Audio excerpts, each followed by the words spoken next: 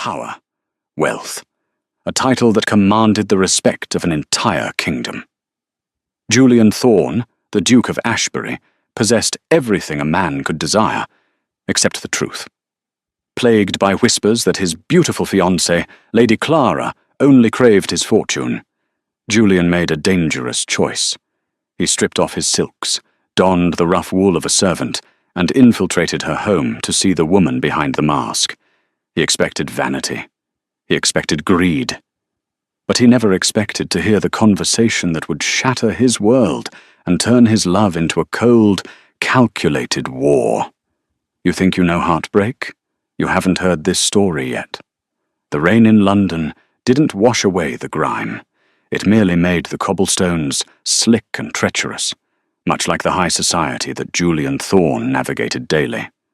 At 28, Julian was the Duke of Ashbury, a man whose net worth could likely purchase a small country, yet he felt poorer than the beggars shivering on Fleet Street. He stood by the window of his study in Ashbury House, swirling amber brandy in a crystal glass. The fireplace crackled behind him, casting long, dancing shadows against the velvet-draped walls. "You look like a man marching to the gallows, Your Grace," a voice came from the doorway. Julian didn't turn. He knew it was Arthur, his valet, and the only man alive who dared to speak to him without the suffocating filter of deference. Marriage is a sentence of sorts, isn't it, Arthur? A life sentence.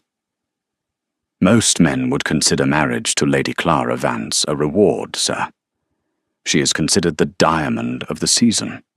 Beautiful, accomplished, and from a family nearly as old as your own. Beautiful, yes, Julian muttered, taking a sharp sip of the brandy.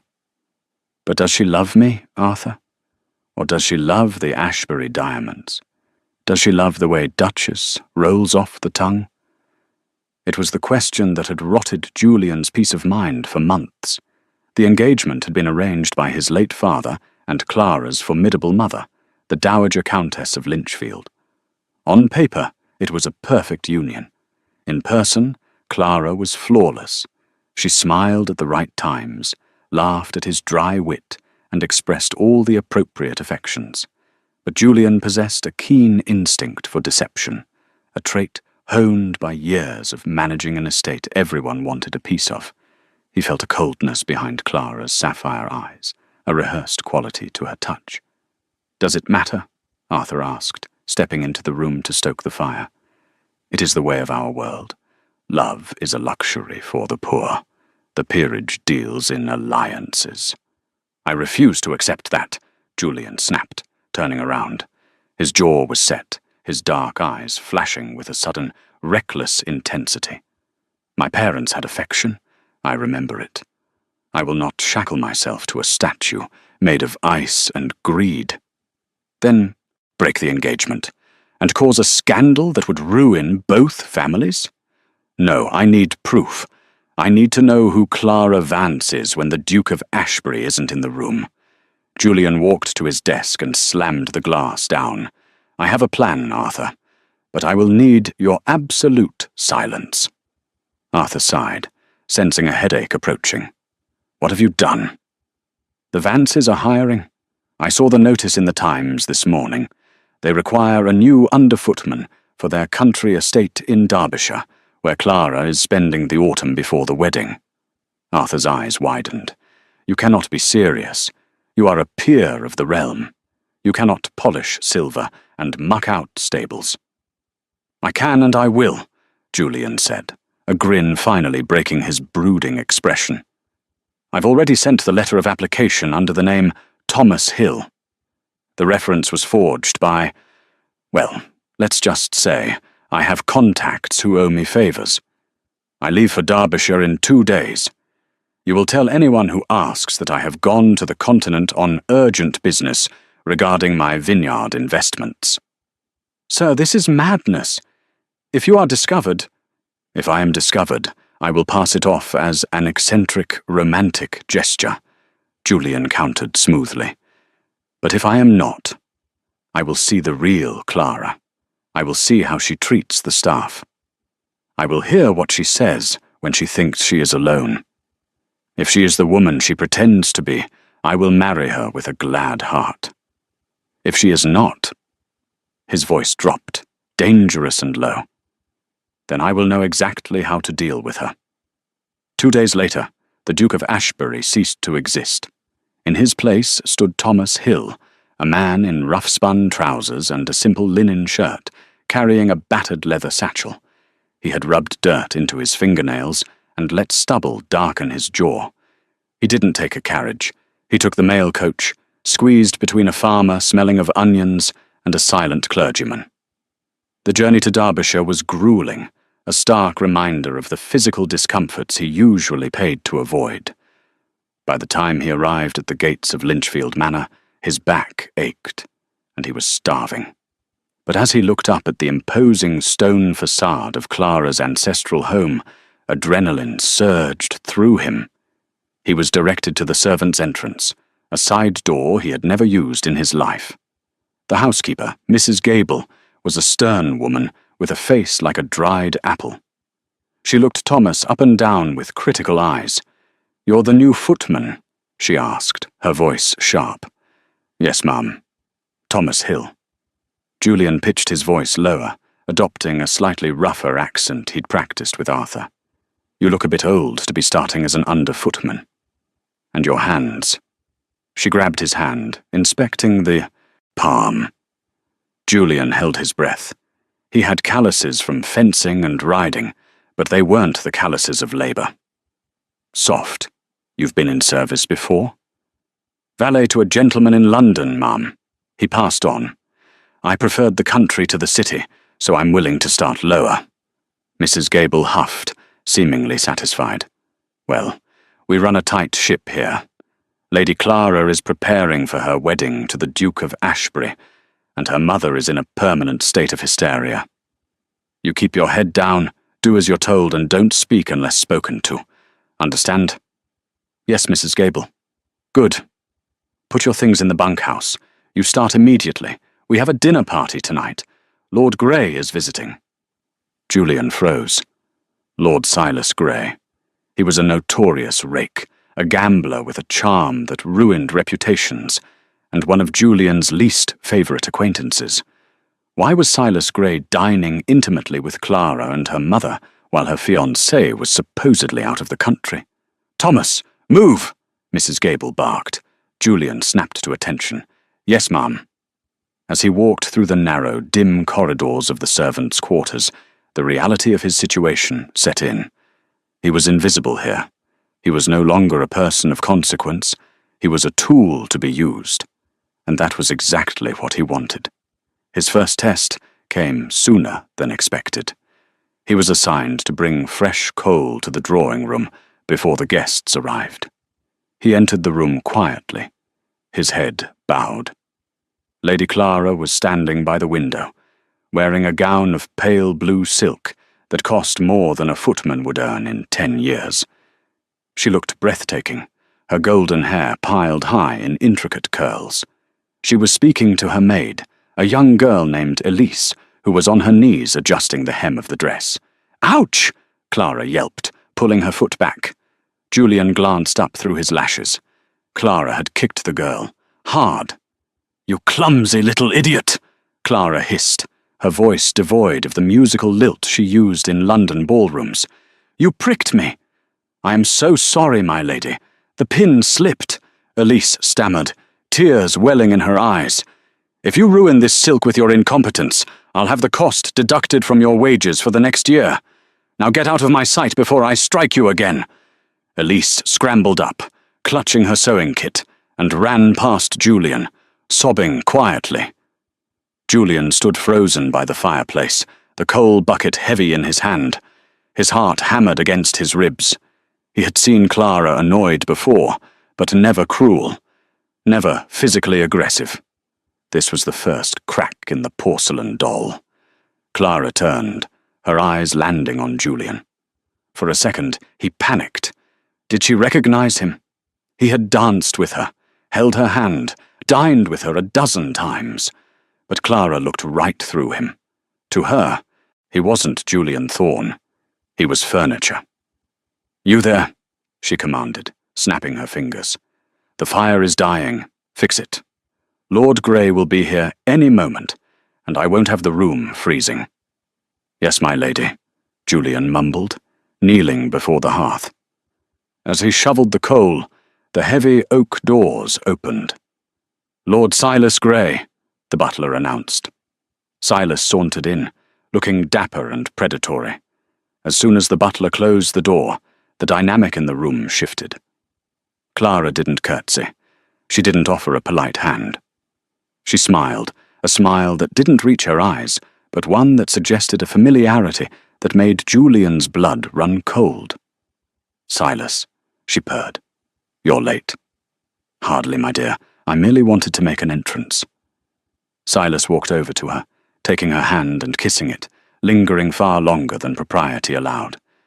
"Is the old bat, your mother, downstairs yet?" "She's having a migraine. We have a few minutes." Clara glanced at Julian's back. "Don't worry about him. He's new. A simpleton from the look of him." Julian gritted his teeth, gripping the iron poker until his knuckles turned white. "A simpleton." "Good," Silas said, lowering his voice. "Because we have much to discuss. The Duke is in Europe. We have a window of opportunity, Clara. If we play this right, we'll have the Ashbury fortune in our pockets by Christmas." Julian's breath hitched. He stayed crouched, staring into the flames, forcing himself not to move, not to react.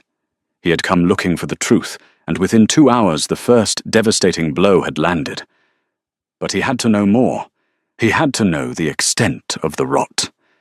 He finished with the fire and stood up, dusting off his hands. "That will be all," Clara said dismissively, waving him away without looking at him. "Yes, my lady," Julian said. He backed out of the room, closing the door softly.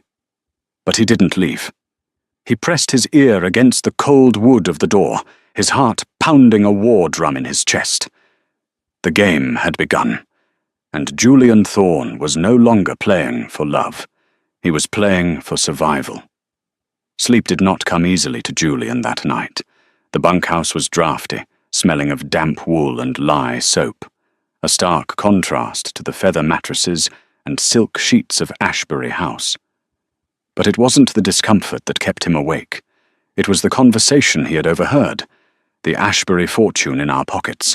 The words echoed in the darkness, taunting him.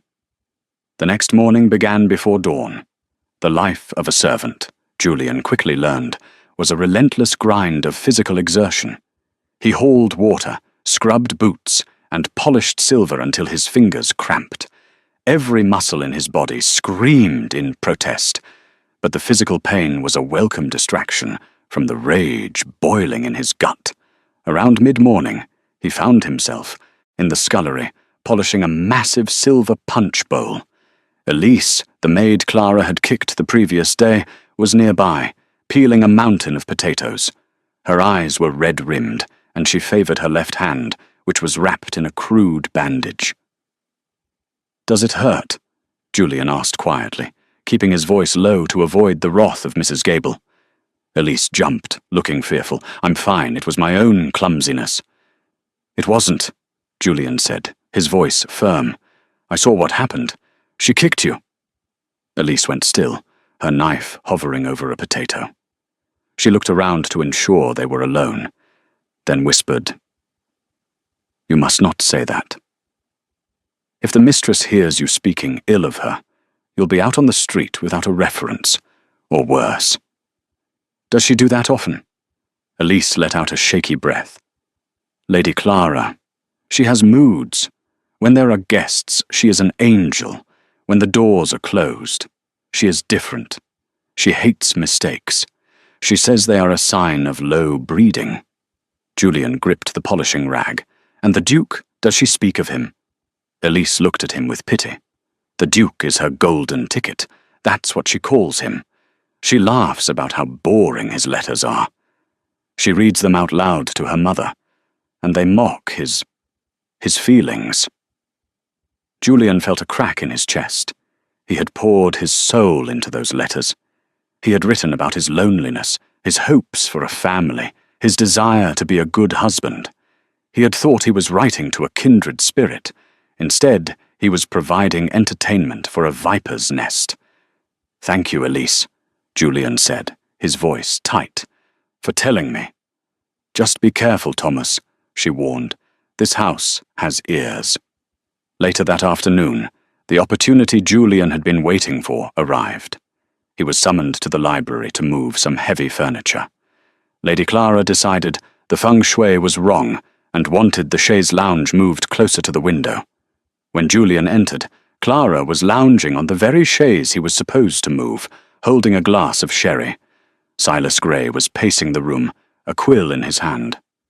"Are you sure this is wise, Clara?" Silas asked, dipping the quill into an inkpot. "Stop worrying, Silas. Julian is a sentimental fool. He eats this drivel up with a spoon. Just write what I say." Clara took a sip of sherry, her eyes narrowing as she saw Julian. "You, wait until we are finished. Stand in the corner and don't breathe too loudly." "Yes, my lady," Julian said, retreating to the shadows of the bookshelves.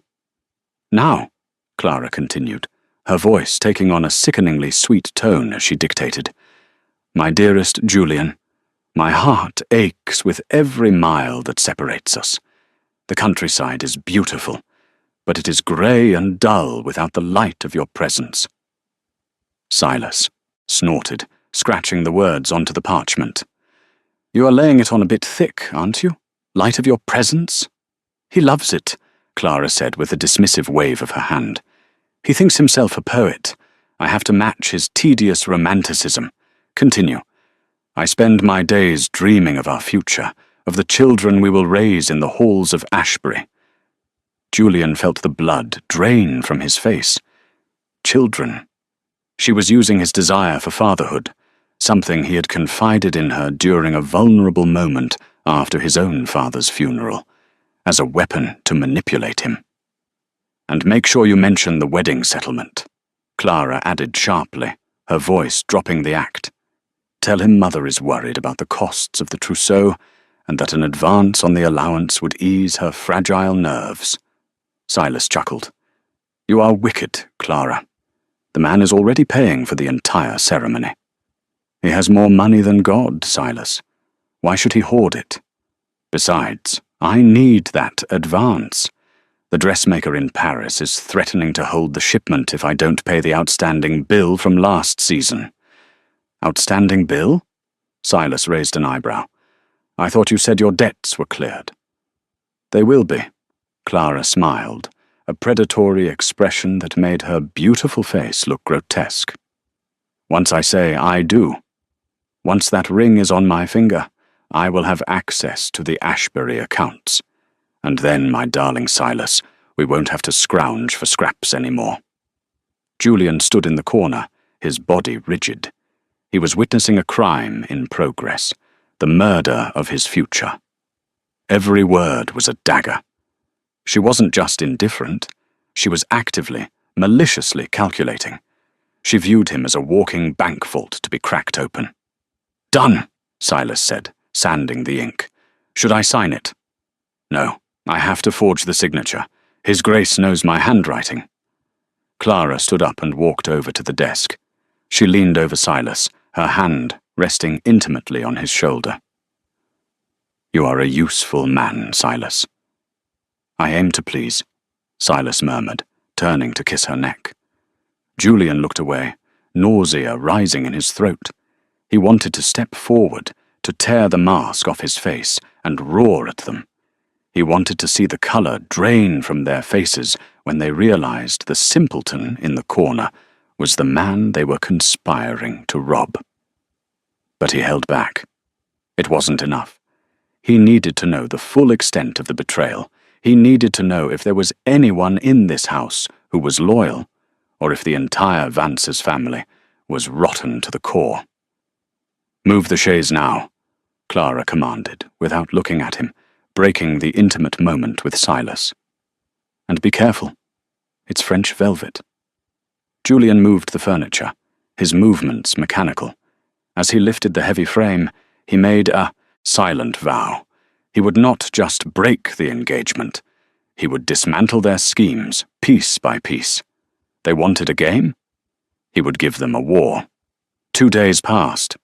Julian, now fully immersed in the role of Thomas, had become a ghost in the machine of Lynchfield Manor.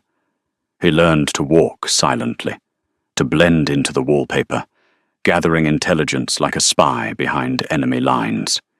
He knew the cook was stealing brandy. He knew the butler was gambling on horse races. But mostly, he watched Clara. The more he watched, the more the image of the woman he loved disintegrated. It wasn't just the greed, it was the contempt.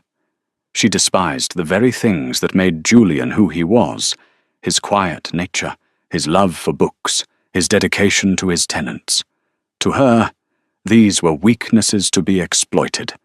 The breaking point came on a stormy Thursday evening. The rain was lashing against the windows of the manor, a torrential downpour that mirrored the storm inside Julian's mind. Dinner had been served, a lavish affair for just Clara, her mother the Countess, and Silas. Julian was assigned to clear the table, but as he approached the dining room, he heard laughter.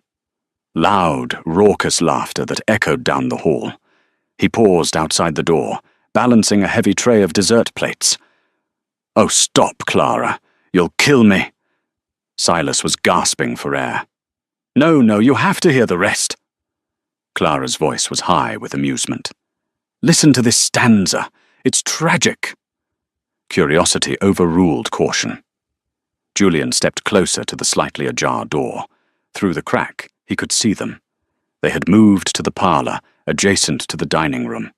Clara was standing by the fireplace, holding a piece of paper, a familiar cream-coloured stationery with the Ashbury crest.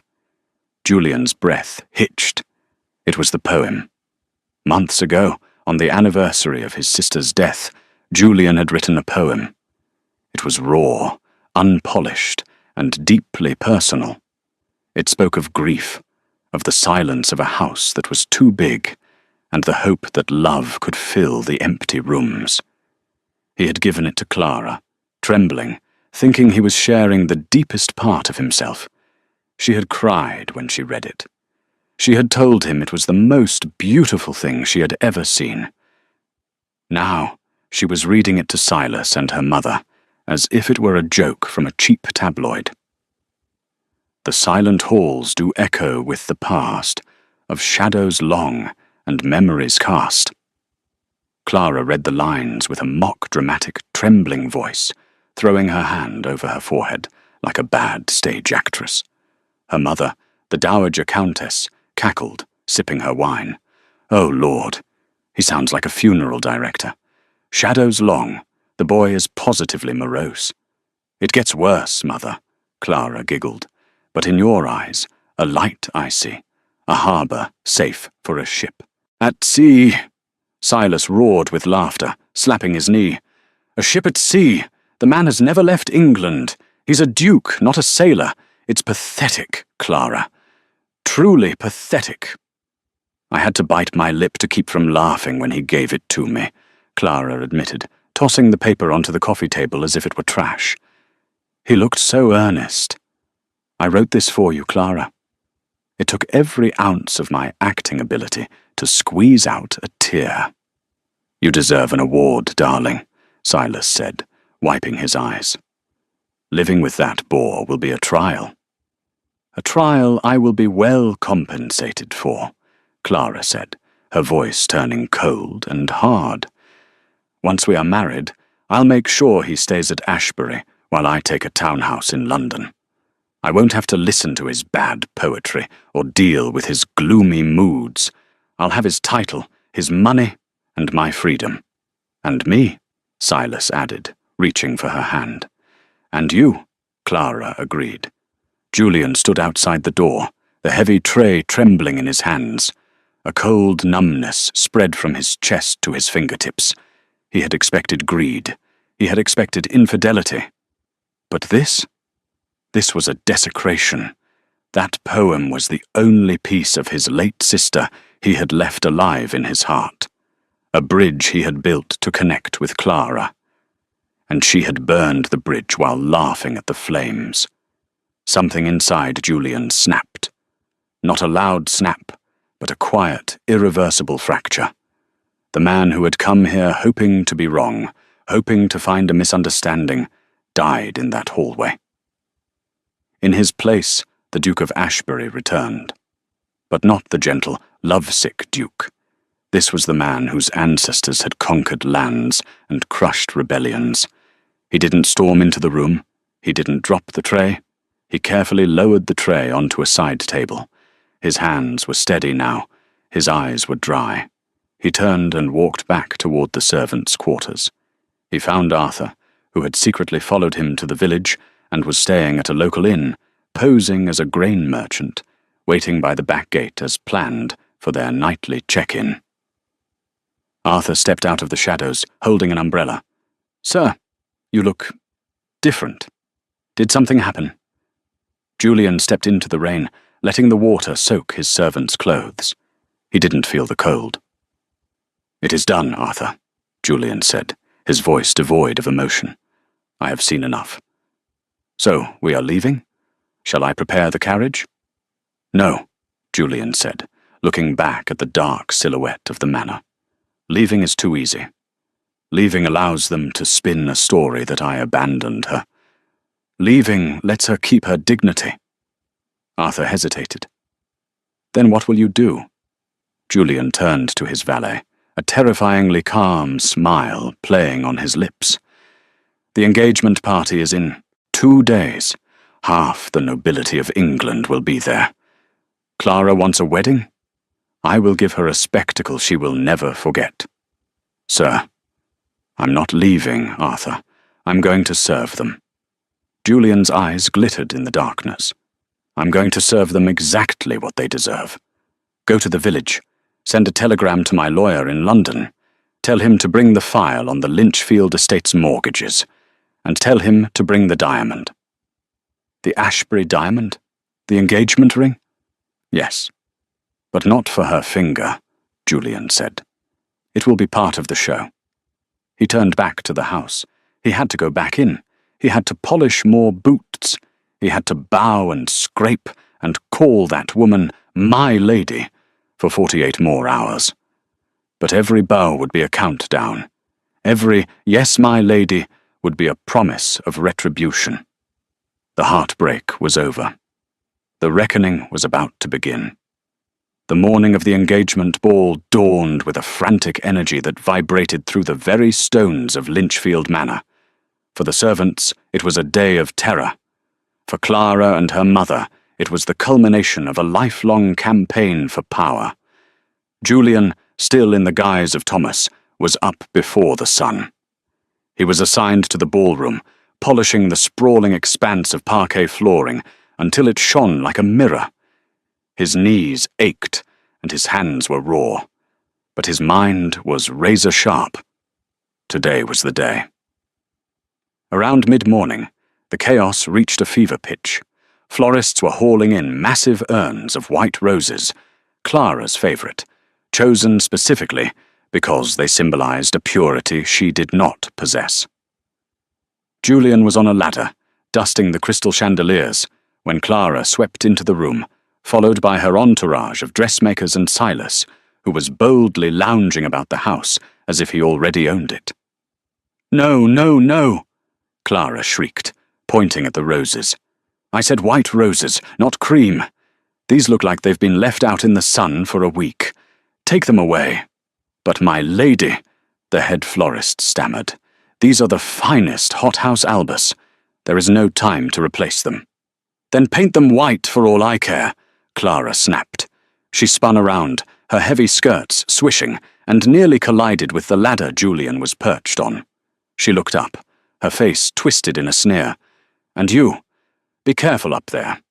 If you drop so much as a speck of dust on my floor, I'll have you flogged before I throw you out." "Yes, my lady," Julian said, his voice steady. From his vantage point, he looked down at her. He saw the intricate braiding of her hair, the jewels at her throat, and the absolute hollowness of her soul. It was strange. He felt no anger anymore, only a cold, clinical detachment.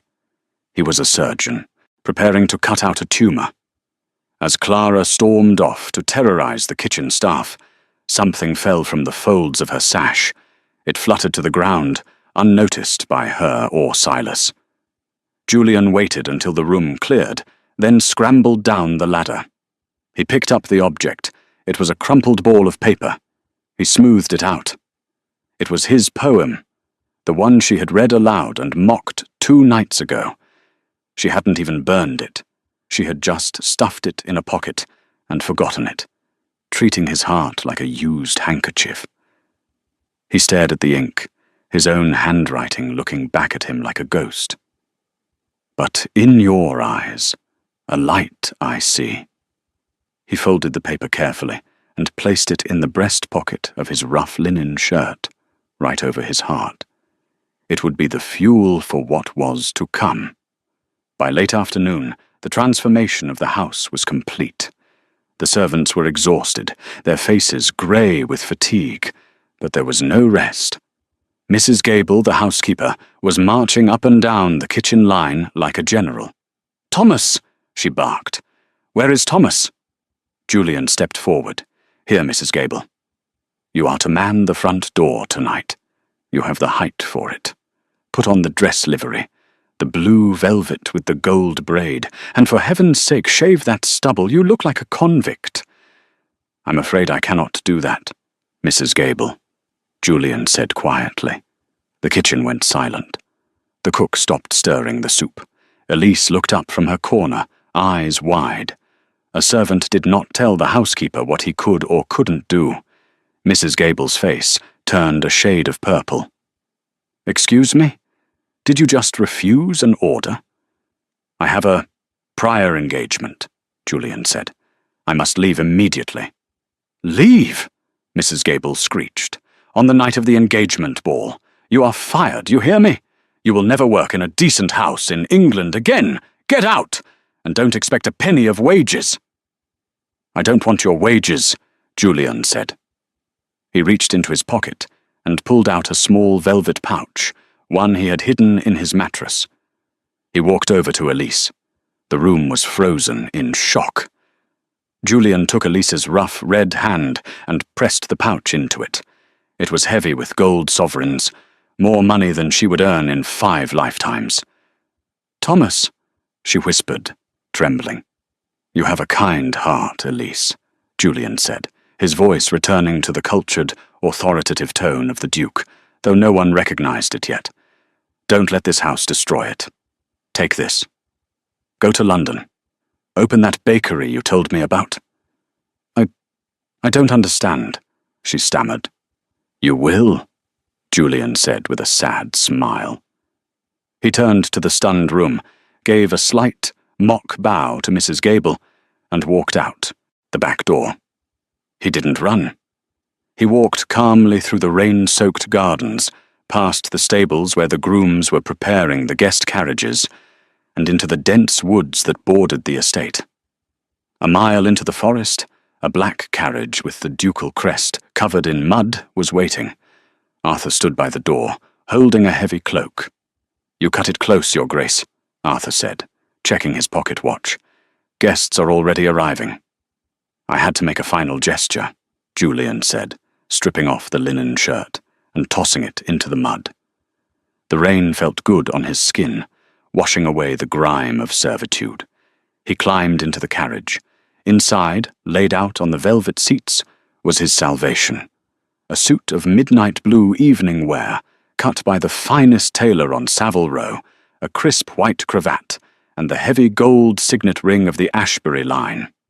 "Drive, Arthur," Julian commanded as he began to dress. "And don't stop at the servants' entrance this time. We are going to the front door." Lynchfield Manor was a beacon of light in the darkness. Hundreds of candles flickered in the windows, and the sound of a string quartet drifted out onto the wet driveway. Carriages lined up like a snake of polished wood and iron, delivering the crème de la crème of British society. Inside the ballroom, Lady Clara was in her element. She wore a gown of ivory silk, encrusted with pearls, the neckline plunging just enough to be daring but not scandalous. She held a fan of white feathers, holding court near the fireplace. "Where is the Duke?" Lady Weatherby, a notorious gossip with a beak-like nose, asked loudly. "The invitation said 8 o'clock. It is now past 9. "Oh, you know Julian," Clara laughed, the sound tinkling like broken glass. "He is so deliberate. He probably stopped to admire a sunset or rescue a stray cat. He is such a dear, simple soul." Silas Grey stood nearby, swirling a glass of champagne. He winked at Clara. Perhaps he got lost. It is a long way from his ivory tower to the real world. The crowd chuckled. It was open season on the Duke. Clara had done a marvellous job of painting him as a dull, socially awkward recluse, whom she was tolerating for the sake of duty. "I heard," whispered Lord Banbury, leaning in, "that he prefers his library to the company of women. One wonders if he knows what to do on the wedding night." Clara covered her mouth with her fan to hide her smirk. "Oh, Lord Banbury, you are wicked. I'm sure I can teach him." Suddenly, the heavy oak doors at the far end of the ballroom swung open. The murmur of the crowd died down. The music faltered and stopped. The herald, a man hired from London for the occasion, struck his staff against the floor 3 times. The sound echoed like a gunshot in the sudden silence. "His Grace, Julian Thorne, the Duke of Ashbury." A collective intake of breath swept through the room. Julian stood in the doorway. He was transformed. Gone was the stoop of Thomas the footman. Gone was the stubble and the grime. He stood at his full height of 6'2", his posture commanding, his presence sucking the air out of the room. He wore his title like armor. His dark hair was swept back, revealing a face that was strikingly handsome but hard as granite. He didn't smile. He didn't wave. He simply began to walk. The crowd parted like the Red Sea. Ladies curtsied low, their eyes wide. Men bowed, murmuring, "Your Grace." Clara stood by the fireplace, her fan frozen in mid-air. She blinked. She had not seen Julian in 4 months. In her memory, he was softer, more pliable. The man walking toward her looked like a predator stalking prey. But there was something else, a nagging familiarity that scratched at the back of her mind. The way he walked, the set of his shoulders. No, she thought. It's impossible. Julian stopped 5 feet from her. The silence in the room was deafening. Every eye was fixed on the couple. "Clara," Julian said. His voice was deep, resonant, and smooth, the voice of the Duke. But there was an edge to it, a subtle gravel that hadn't been there before. "Julian," Clara breathed, recovering her composure. She stepped forward, offering her hand to be kissed. "You are late. We were beginning to worry." Julian took her hand, but he didn't kiss it. He held it, his grip firm, almost painful. He looked at her hand, then up into her eyes. "I apologize," he said, his voice carrying to the corners of the room. "I was detained. I was observing the condition of the estate. It is remarkable what one can learn when one looks closely at the things people usually ignore." Clara frowned slightly, trying to pull her hand away, but he held it fast. "Well, you are here now, and you look tired." "Do I?" Julian smiled, but it didn't reach his eyes. "Hard labor will do that to a man. Shoveling coal, polishing floors, carrying the weight of other people's lies." Clara's heart skipped a beat. Shoveling coal? Why would he use that metaphor? Silas stepped forward, sensing the tension. "Your Grace, welcome back to civilization.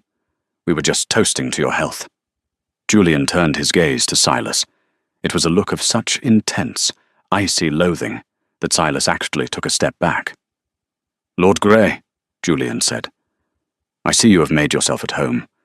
I understand you have been helping Clara with her correspondence." Silas paled. I I don't know what you mean." "Oh, I think you do," Julian said softly. He released Clara's hand and reached into his breast pocket. The room watched, mesmerized. Was he reaching for the ring? Was this the moment? Julian pulled out the crumpled piece of paper. He smoothed it out slowly, deliberately. Clara stared at the paper. Her blood turned to ice. She recognized the cream stationery.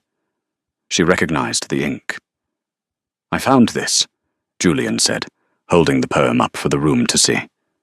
"It seems to have been discarded. A poem." "The silent halls do echo with the past," Clara gasped. A murmur of confusion rippled through the crowd. "It's a poor poem, isn't it, Clara?" Julian asked, taking a step closer to her. "Sentimental? Morose? Pathetic, I believe, was the word used." Clara's face went white. "Julian, How do you know that word?" Silas blurted out, panic rising in his voice.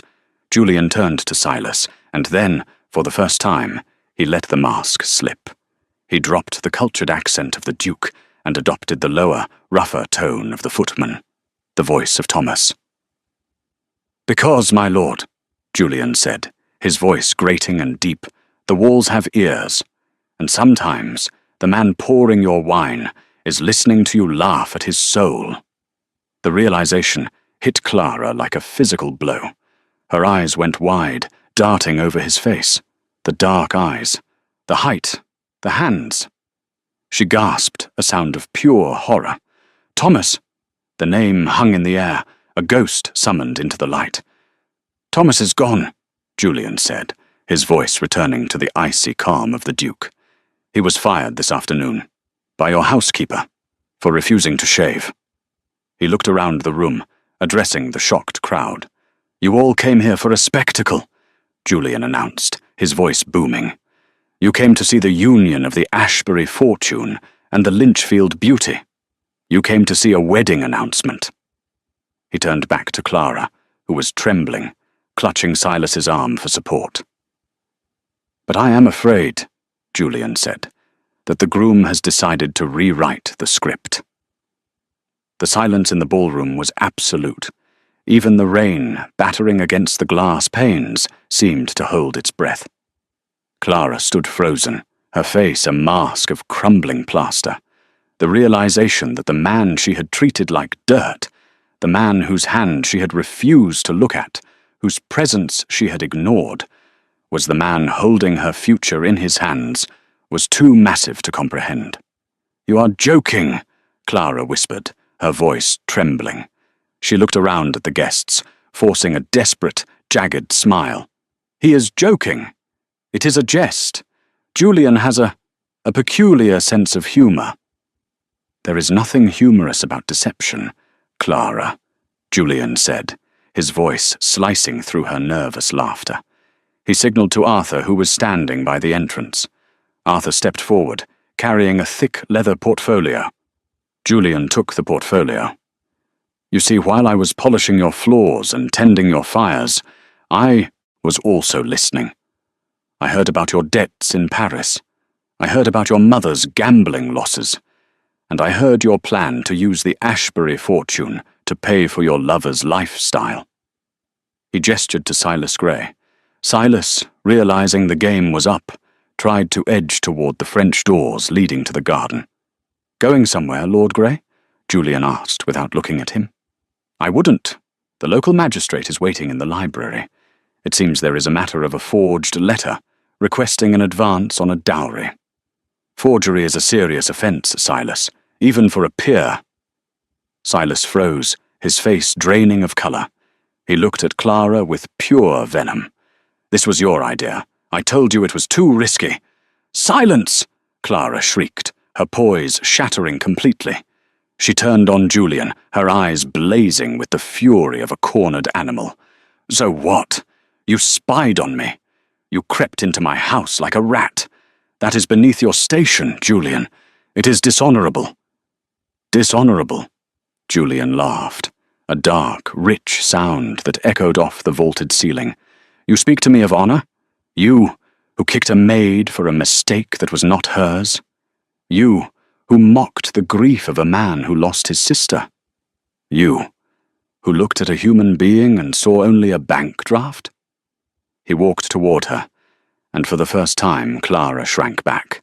I came here to see if you were worthy of the title of Duchess, Julian said, his voice lowering to a deadly whisper that the front row of guests strained to hear. I was prepared to love you.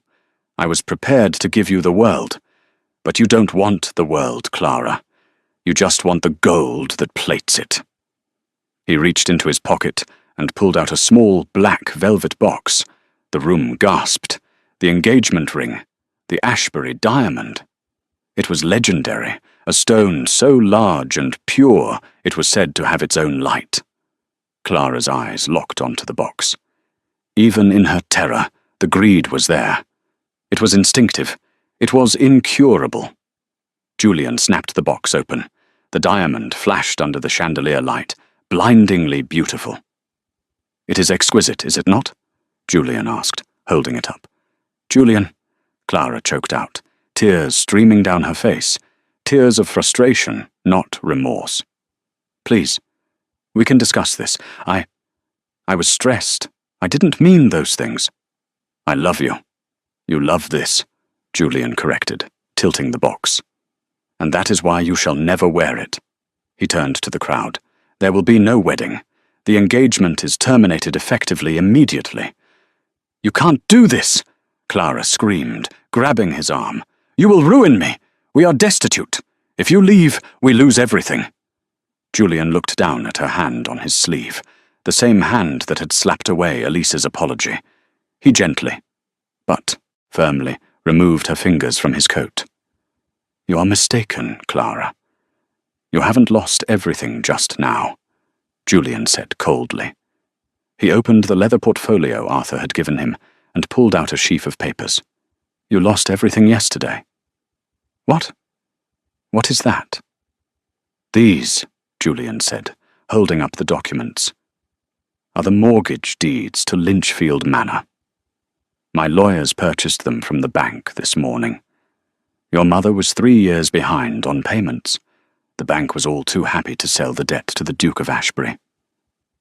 The Dowager Countess, who had been watching in stunned silence from her chair, fainted dead away. No one moved to catch her. Clara stared at the papers, her mouth opening and closing. You bought my house?" "My house," Julian corrected. "I own the roof over your head. I own the chair you are standing next to. I own the bed you sleep in." He tossed the papers onto a nearby table. They landed with a heavy slap. "But do not worry," Julian continued, buttoning his jacket. "I am not a cruel man. I will not throw you out into the storm tonight. You may stay here until the end of the month. After that, well, I believe the scullery needs a new maid. I'm told the position of under-footman is also vacant. If you wish to apply, you may submit your reference to my steward." The crowd erupted. Whispers turned into shouts. It was the scandal of the century. The Duke had not just broken the engagement, he had bought her existence and offered her a job cleaning it. Julian turned his back on her. "Julian, wait!" Clara wailed, falling to her knees, her silk dress pooling on the floor he had polished that very morning. "Please! Have mercy!" Julian paused. He looked over his shoulder, his expression unreadable. "I am showing you mercy, Clara," he said softly. "I am teaching you the value of work. It is a lesson you desperately need." He looked at Arthur. "Come, Arthur. The air in here is stale. Let us go home." As Julian walked toward the doors, the guests parted with a mixture of awe and terror. They had expected a sheep. They had found a lion. Just before he reached the exit, Silas Gray lunged forward, desperation making him foolish. "You think you can just walk away? You think you can humiliate me?" Julian didn't even break stride. He simply nodded to 2 burly men standing by the door, the local constables he had summoned earlier. "Take him," Julian commanded. As the constables grabbed Silas, dragging the screaming man away for fraud, Julian stepped out into the night.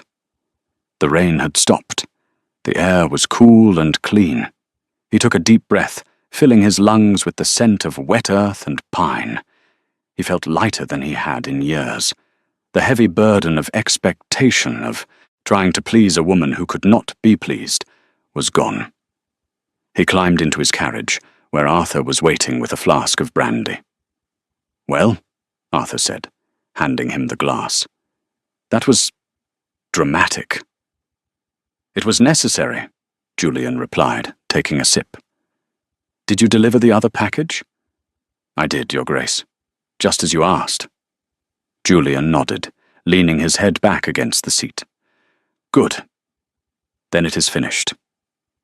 But as the carriage rolled away from Lynchfield Manor, leaving the weeping Clara behind, Julian knew it wasn't just an ending. It was a beginning.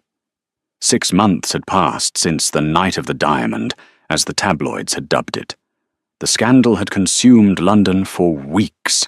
Lady Clara and her mother had been forced to sell their remaining possessions and move to a small cottage in the north, far from the society that now shunned them. Silas Grey was awaiting trial in Newgate Prison. Julian, however, had retreated to Ashbury. He spent the winter focusing on his estate, repairing cottages for his tenants, and actually reading the poetry he loved, no longer afraid of being mocked. He found that solitude was not the same as loneliness.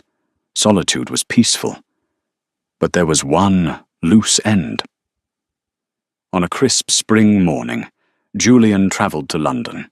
He didn't take his grand carriage. He walked through the bustling streets of the city, dressed simply, though not in disguise this time. He was looking for a specific address on Fleet Street. He found it nestled between a bookshop and a tailor, a small bakery with a bright yellow sign that read, "The Golden Loaf." The smell of fresh bread and cinnamon wafted out the open door, warming the chilly air. Julian stepped inside. The shop was modest but spotless. Baskets of crusty rolls and sweet pastries lined the wooden counters. Behind the counter, a young woman was arranging a tray of tarts. She wore a simple white apron, but her cheeks were rosy and her eyes were bright, a stark contrast to the terrified, pale girl he had known in Derbyshire. It was Elise. She looked up as the bell above the door chimed. "Good morning. Can I help?" Her voice cut off. She froze, a tart slipping from her tongs. She stared at the tall man in the fine grey coat. She blinked, looking for the rough stubble, the dirt, the stooped shoulders of Thomas. But the eyes were the same. "Thomas," she whispered, disbelief colouring her voice. "Hello, Elise." Julian smiled warmly. "Though I'm afraid Thomas is retired. My name is Julian." Elise's hand flew to her mouth. "Your Grace." "The newspapers.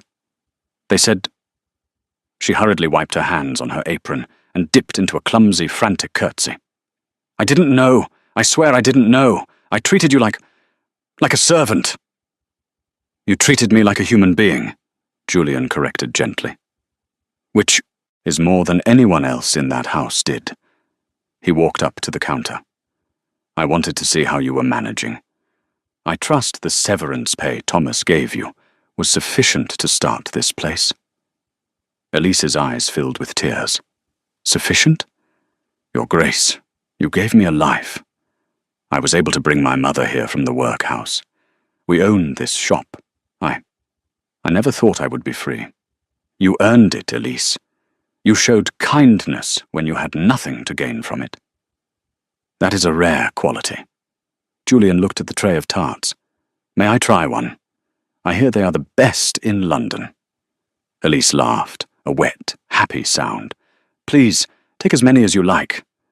Julian took a tart and ate it. It was delicious. Excellent.